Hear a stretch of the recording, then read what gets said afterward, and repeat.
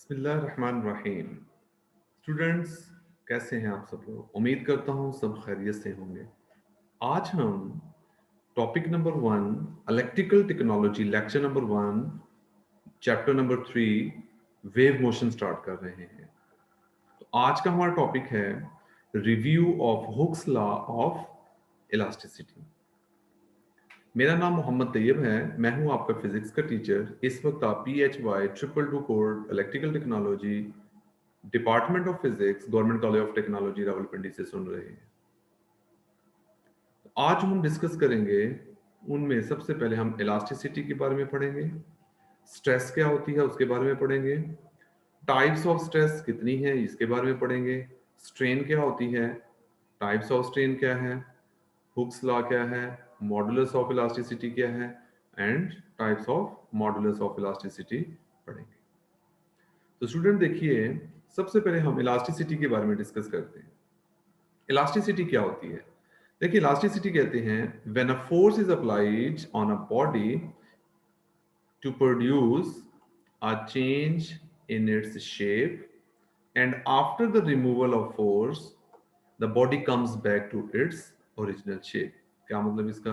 कि जब हम किसी बॉडी के ऊपर कोई फोर्स अप्लाई करते हैं तो उस बॉडी के अंदर जो है ना वो चेंज आती है, उसकी शेप में चेंज आ जाती है। जब हम फोर्स लगाना बंद कर दें तो वो बॉडी दोबारा अपनी ओरिजिनल पहली वाली शक्ल में वापस चली जाए, पहली वाली हालत में वापस आ जाए, तो इस प्रोसेस को इलास्टिसिटी कहते हैं। अब हम पढ़ेंगे स्ट्रेस क्या है। स्ट्रेस कहते हैं the force per unit area is called stress, यानी किसी भी यूनिट एरिया के ऊपर जितनी फोर्स लगाई जाती है उसे स्ट्रेस कहेंगे। तो mathematically stress is equal to force divided by area, and force को रिप्रेजेंट करते हैं F से और एरिया को A से, तो F डिवाइडेड बाय A। अब हम इसके यूनिट्स पढ़ेंगे। देखिए, फोर्स के यूनिट न्यूटन होते हैं और एरिया के यूनिट मीटर स्क्वायर होते हैं, तो इसके यूनिट्स बन गए न्यूटन पर मीटर स्क्वायर। अब हम पढ़ेंगे स्ट्रेस की कितनी टाइप्स हैं। तो types of stress, there are 3 types of stress. Number 1 tensile stress, number 2 volumetric stress, number 3 shear stress. अब हम इन तीनों टाइप को वन बाय वन डिफाइन करेंगे कि टेंसाइल स्ट्रेस क्या होती है। टेंसाइल स्ट्रेस कहते हैं कि the stress which changes the length of a body is called tensile stress. क्या मतलब? एक ऐसी फोर्स जो किसी बॉडी के ऊपर लगा दी जाए और उस बॉडी की लेंथ में चेंज आ जाए उसे टेंसाइल स्ट्रेस कहते हैं। इस पॉइंट को आपने याद रखना है कि फोर्स लगाने से उसकी लेंथ में चेंज आ गई है, that is called tensile stress. उसके बाद वॉल्यूमेट्रिक स्ट्रेस क्या होगी कि अगर हम किसी बॉडी के ऊपर कोई फोर्स लगाएं या स्ट्रेस लगाएं तो उस बॉडी के वॉल्यूम में जितनी चेंज आती है उस उसको हम वॉल्यूमेट्रिक स्ट्रेस कहेंगे। इसी तरह शियर, शियर का ताल्लुक जो है वो शेप से होता है, यानी अगर किसी बॉडी के ऊपर कोई फोर्स लगाई जाए या स्ट्रेस लगाई जाए तो उस बॉडी की शेप में चेंज आ जाती है, और जितनी उसकी बॉडी की शेप में चेंज आती है उसे शियर स्ट्रेस कहेंगे। अब हम पढ़ेंगे स्ट्रेन। स्ट्रेन क्या होती है? स्ट्रेन कहते हैं the fractional change in a body due to applied stress is called strain. क्या मतलब इसका? कि अगर हम किसी बॉडी के ऊपर कोई स्ट्रेस अप्लाई करते हैं, उसकी अप्लाई करने की वजह से उसके अंदर कितनी चेंज आती है, वो जो कितनी चेंज है ना उसको हमने कैलकुलेट करना है, दैट इज कॉल्ड स्ट्रेन। अब स्ट्रेन की भी 3 टाइप्स होती हैं, tensile strain, volumetric strain and shear strain. अब हम इन तीनों टाइप को वन बाय वन डिफाइन करेंगे कि what is tensile, volumetric and shear strain. तो देखिए, टेंसाइल स्ट्रेन क्या होगी? The ratio of change in length to the original length of a body is called tensile strain. क्या मतलब है कि जब हम किसी बॉडी के ऊपर कोई स्ट्रेस लगाते हैं, स्ट्रेस लगाने से उसमें कुछ चेंज आ जाती है। सपोज आपने किसी बॉडी के ऊपर एक फोर्स लगाया जिसकी वजह से उसकी लेंथ में चेंज आ गई, तो ये जो चेंज आई ना, जितनी चेंज आई वो डेल्टा एल है, और ये जो एल है ना इसका मतलब है ये ओरिजिनल लेंथ है। तो जितनी चेंज आई है वो और जो ओरिजिनल लेंथ है वो, उन दोनों को डिवाइड कर दें, that is called tensile strain. देखिए, टेंसाइल का ताल्लुक लेंथ से होता है, ये आपने याद रखना है। अब हम इसका फार्मूला लिखेंगे, इसके सॉरी यूनिट्स लिखेंगे। Tensile strain delta L divided by L, L is change in length divided by original length. इसका मतलब ये भी लेंथ है, ये भी लेंथ है, तो लेंथ को लेंथ से अगर डिवाइड करें तो इसके कोई यूनिट नहीं बनेंगे, तो इट हैज नो यूनिट। इसी तरह से वॉल्यूमेट्रिक स्ट्रेन के बारे में पढ़ लेते हैं। तो क्या होगी volumetric strain? The ratio of the change in volume to the original volume of a body is called volumetric strain. यानी जैसे अभी आपने ऊपर पढ़ा था कि change in length divided by original length, इसी तरह से change in volume divided by original volume, that is called volumetric strain. तो डेल्टा वी ओवर वी, अगर इसके यूनिट्स निकालें तो क्या बनेंगे? इसके भी कोई यूनिट नहीं बनेंगे। क्यों नहीं बनेंगे? बिकॉज ये भी वॉल्यूम है, ये भी वॉल्यूम है, तो वॉल्यूम वॉल्यूम के यूनिट कैंसिल हो जाएंगे, so it has no unit. Number 3, shear strain। shear strain क्या होगी? The ratio of the change in shape to the original shape of a body is called shear strain। क्या मतलब है? Suppose एक body की shape है जिसका नाम A है, आपने उसके ऊपर एक फोर्स लगाई, उसकी बॉडी में चेंज आ गया। जो इस बॉडी के अंदर चेंज आया है ना, उस चेंज का नाम आपने रखा delta a. So delta a divided by original shape a, इसकी जो रेशियो होगी that is called shear strain। Delta a means change in shape, a means original shape. So इसका मतलब है इसके भी कोई यूनिट नहीं होंगे, इट हैज नो यूनिट। उसके बाद हुक्स लॉ। हुक्स लॉ क्या होता है? Within the elastic limit the strain produce in a body is directly proportional to the applied stress is called Hooke's law. क्या मतलब इसका?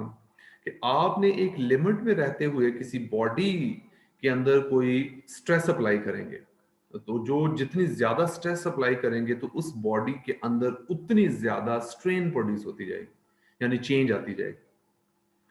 तो जैसे आप स्टील का एक फुट है, आप उसको जो है ना वो मोड़ देते हैं, अगर आप आराम से स्टील के फुट को मोड़ेंगे उसके बाद छोड़ देंगे तो वापस चला जाएगा ना। आपने एक लिमिट के अंदर रहते हुए फोर्स लगाना, इतनी ये नहीं है कि बहुत ज्यादा फोर्स लगा दे जिसके बाद वो वापस ही ना आए, तो वो फोर्स नहीं यहाँ पर अप्लाई होगी। तो आपने कहना कि within the elastic limit the strain produce in a body is directly proportional to the applied stress, यानी जितनी ज्यादा स्ट्रेस लगाते जाएंगे उतनी ज्यादा स्ट्रेन प्रोड्यूस होती जाएगी। This is called Hooke's law. तो हम इसको मैथमेटिकली कैसे लिख सकते हैं कि stress is directly proportional to strain. उसके बाद मॉडुलस ऑफ इलास्टिसिटी। अभी हमने पढ़ा स्ट्रेस और स्ट्रेन, अगर स्ट्रेस और स्ट्रेन का रेशियो ले लिया जाए इसको मॉडुलस ऑफ इलास्टिसिटी कहते हैं। The ratio of stress to strain is called modulus of elasticity. So इसका फार्मूला क्या बन जाएगा? Modulus of elasticity is equal to stress divided by strain. अब मॉडुलस ऑफ इलास्टिसिटी को हम कैपिटल ई से रिप्रेजेंट कर लेते हैं, स्ट्रेस को स्ट्रेस से लिखा, स्ट्रेन को स्ट्रेन ही लिखा। अब इसके यूनिट्स निकालेंगे। देखिए स्ट्रेस के यूनिट अभी आपने थोड़ी देर पहले सीखे न्यूटन पर मीटर स्क्वायर। अब स्ट्रेन, स्ट्रेन के तो कोई यूनिट नहीं होते बिकॉज ये तो रेशो होती है, तो लिहाजा जो स्ट्रेस के यूनिट होंगे वही यूनिट जो है वो मॉडुलस ऑफ इलास्टिसिटी के होंगे। सो क्या यूनिट बन गए? Newton per metre square. आगे मॉडुलस ऑफ इलास्टिसिटी की टाइप्स पढ़ेंगे। मॉडुलस ऑफ इलास्टिसिटी की 3 टाइप्स होती हैं। Number 1, Young's modulus of elasticity, bulk modulus of elasticity, shear modulus और रिजिडिटी मॉडुलस ऑफ इलास्टिसिटी। अब हम इन तीनों मॉडुलस ऑफ इलास्टिसिटीज को डिस्कस करेंगे। Number 1 is Young's modulus of elasticity. गौर से सुनिएगा जरा।